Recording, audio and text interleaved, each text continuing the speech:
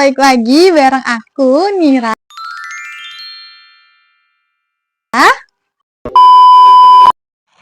Assalamualaikum warahmatullahi wabarakatuh. Perkenalkan, nama saya Nira Septiani dengan NIM 06021182429007. Baik, di sini saya akan menjelaskan mengenai pembentukan bunyi konsonan dan bunyi vokal. Nah, saya akan mulai terlebih dahulu dengan bunyi konsonan. Nah, teman-teman bisa lihat ya gambar di belakang ini. Jadi, saya akan menjelaskan 5 bunyi konsonan, yaitu bilabial, labiodental, apikoalveolar, mediopalatal, dan dorsopelar. Saya akan menjelaskan dari bilabial terlebih dahulu.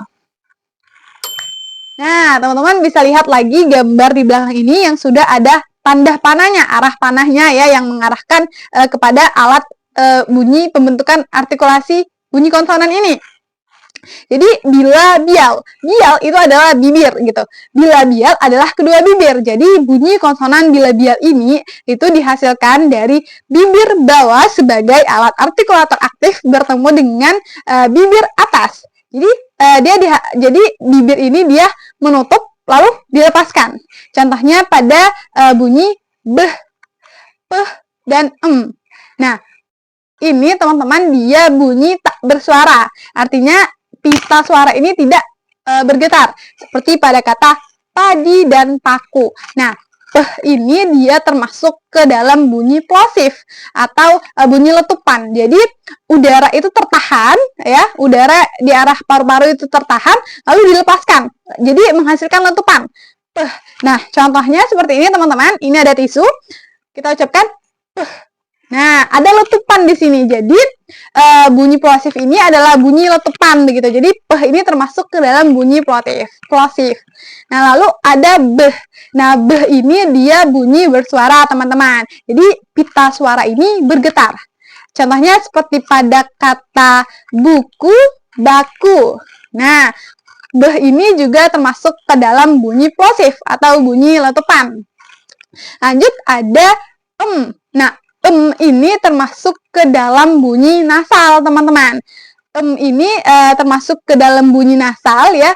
Udara itu keluar dari rongga hidung, bukan dari rongga mulut. Contohnya seperti pada kata mama. Jadi, ketika kita mengucapkan bunyi nasal ini dan kita menutup hidung, bunyinya tidak akan jelas karena udara keluar dari rongga hidung. Baik, kita akan lanjut ke labiodental.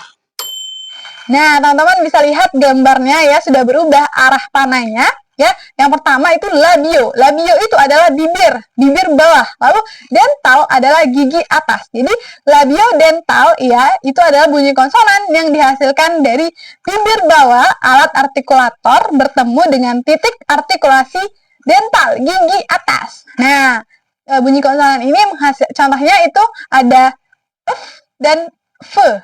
Nah, teman-teman, ini dia termasuk ke dalam bunyi tak bersuara. Jadi pita suara ini tidak bergetar. Ya contohnya pada foto, film. Nah, ini dia juga termasuk ke dalam bunyi frikatif. Frikatif maksudnya itu bunyi yang menghasilkan desisan. Jadi udara yang keluar itu melalui celah sempit sehingga menghasilkan sedikit desisan. Jadi gitu. Nah, begitu juga dengan f. Nah, f ini dia juga termasuk ke bunyi frikatif ya, tapi dia ini bunyi bersuara. Jadi pita suara itu bergetar seperti pada kata variabel dan virus. Baik teman-teman, kita lanjut ke alveolar. Nah, teman-teman bisa lihat gambar di belakang ya.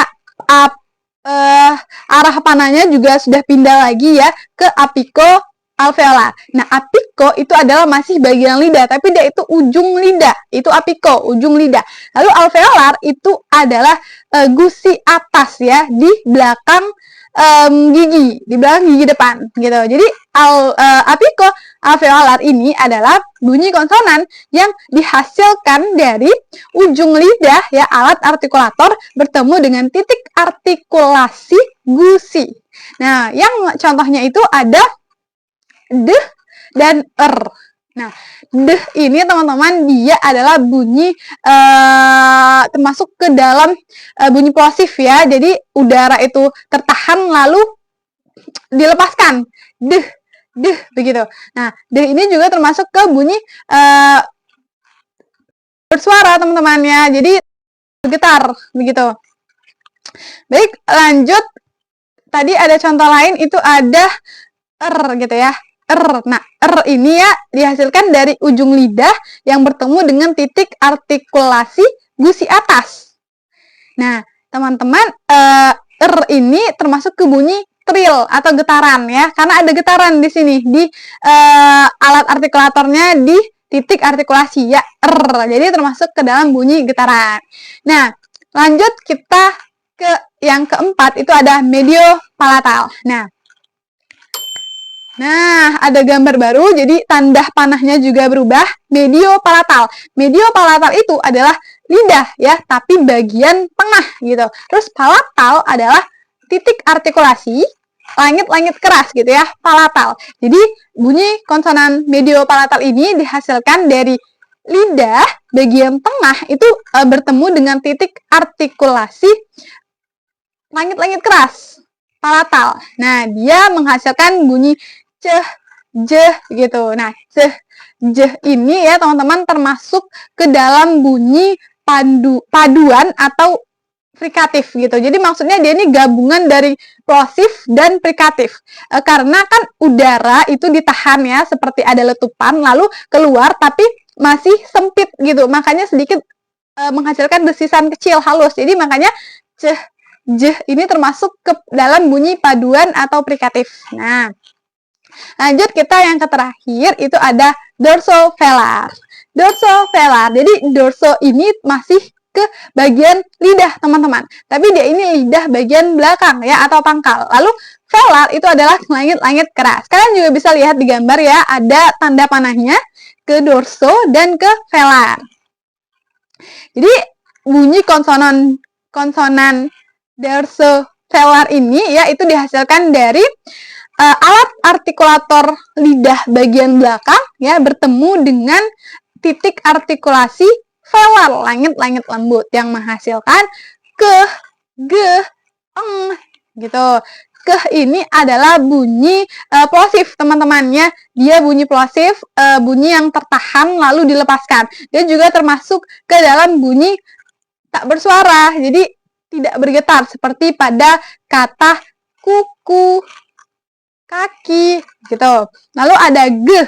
Nah, geh ini juga termasuk ke dalam bunyi plosif ya, bunyi letupan, dan dia ini termasuk ke bunyi bersuara. Jadi ada getaran di pita suara. Contohnya itu seperti pada kata gugu, gigi, gunung gitu. Nah, lanjut ke eng. Tadi ada eng. Nah, eng ini dia termasuk ke bunyi nasal, teman-teman. Ya, jadi aliran udara itu keluar dari rongga hidung, bukan dari mulut. Contohnya seperti kata mangga. Baik, selesai sudah penjelasan mengenai bunyi konsonan. Kita akan lanjut ke bunyi vokal. Baik, kita lanjut penjelasan selanjutnya bunyi vokal. Nah, teman-teman udah bisa lihat gambarnya sudah ada. Ini gambar yang lebih besar. Nanti kalian bisa memperhatikan gambar ini saat saya menjelaskan. Karena saya akan menggunakan gambar yang lebih kecil. Baik, di sini saya akan menjelaskan ya bunyi vokal. Tapi sebelum itu kita harus ketahui dulu bagaimana cara membaca tabel vokal ini begitu. Kita lihat di pojok paling kiri ya ada 3A, 3B, 3C ya tertutup, semi tertutup, terbuka. Nah, ini itu disebut dengan posisi mulut. Posisi mulut kita saat mengucapkan bunyi vokal. A, I gitu. Lalu di bagian atas ya, atas kali itu ada depan, tengah, belakang. Nah, ini itu disebut dengan bagian lidah. Tadi di konsonan kita ada ya, ada medio, ada dorso. Nah, inilah bagian lidah, ada depan, tengah, belakang gitu. Lalu yang paling pojok kanan ini ada tinggi, madiyah, terus rendah. Nah, ini itu disebut dengan posisi lidah. Nah, jadi posisi lidah kita ini di dalam mulut saat mengucapkan bunyi vokal. Nah, langsung saja kita mulai dari vokal A. Nah, vokal A ini bisa kita lihat posisi lidahnya itu rendah bawah ya, menggunakan lidah bagian depan dan posisi mulut terbuka. Contohnya pada kata apa, ada. Nah, setelah vokal A kita langsung naik ke atas, I. Nah, vokal I ini dia posisi lidahnya itu lihat tinggi atas, menggunakan bagian lidah depan, posisi mulutnya itu tertutup. Contohnya pada kata ibu lari cari. Nah, lalu ada juga I yang posisi lidahnya itu tinggi bawah. Nah, maksudnya di sini tinggi atas, tinggi bawah ini. Jadi misalnya ini lidah ya, ini lidah posisi tinggi. Nah, tinggi atas seperti ini, tinggi bawah seperti ini. Nah, gitu. Jadi ada juga ada juga vokal I yang posisinya itu tinggi, posisi lidahnya tinggi bawah, menggunakan lidah bagian depan. Posisi mulutnya itu semi tertutup. Contohnya pada kata pinggir, kelingking, kerikil, gitu. Setelah I kita lanjut langsung ke U. Nah, U di sini ya, dia posisi lidahnya itu tinggi atas, menggunakan bagian lidah belakang, posisi mulutnya tertutup.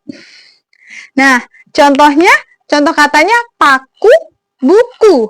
Nah, lanjut ke U, ada juga U yang posisi mulutnya itu, posisi lidahnya itu tinggi bawah, ya, terus bagian lidahnya itu belakang, dan posisi mulutnya semi tertutup.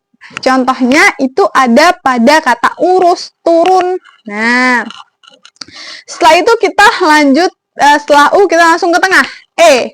Nah, di sini ada E ya, E ini dia posisi lidahnya ya itu madya.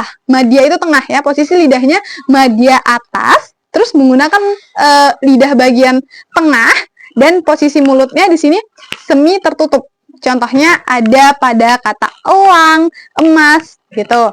Lanjut juga ada E yang posisi lidahnya itu madya atas, menggunakan lidah bagian depan, posisi mulutnya masih semi tertutup. Contohnya ekor, enak, eja, gitu. Lalu ada lagi E yang posisi lidahnya itu madya bawah, ya, madya bawah. Terus dia menggunakan lidah bagian depan, posisi mulutnya itu semi terbuka. Contohnya ada pada kata nenek, geleng, gitu. Lanjut setelah E kita langsung ke O. Nah, O di sini dia posisi lidahnya itu madya atas. Madya atas menggunakan lidah bagian belakang, dan posisi mulutnya itu semi terbuka, semi tertutup, maaf. Posisi mulutnya semi tertutup. Contohnya ada pada kata kado. Nah, lalu ada juga O yang posisi lidahnya itu madya bawah, menggunakan lidah bagian belakang, dan posisi mulutnya itu semi terbuka. Contohnya ada pada kata otot, tokoh, gitu. Baik, selesai penjelasan dari saya mengenai bunyi konsonan dan bunyi vokal. Saya akhiri, wassalamualaikum warahmatullahi wabarakatuh. Bye.